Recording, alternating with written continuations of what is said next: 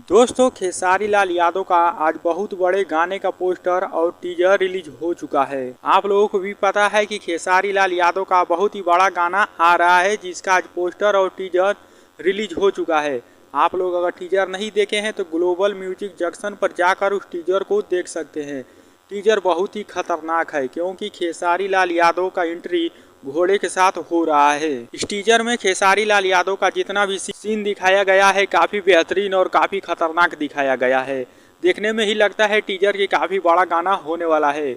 इस गाने को लिखे हैं कृष्णा बेदर्दी जी ने और खेसारी लाल यादव के साथ में प्रियंका सिंह है जो कि फीमेल सिंगर है और परफॉर्मेंस करेंगी श्वेता शर्मा। और इस गाने को कल सुबह ग्लोबल म्यूजिक जंक्शन पर 11:11 पर रिलीज किया जाएगा।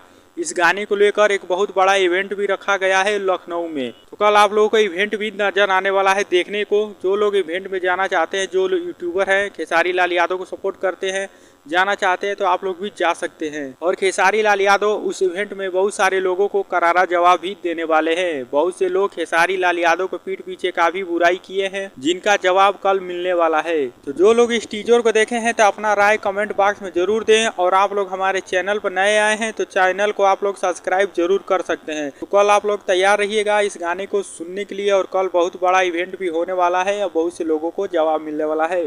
तो आप लोग इस चैनल को सब्सक्राइब जरूर करें क्योंकि हर जानकारी आप लोगों को इस चैनल पर मिलती रहेगी।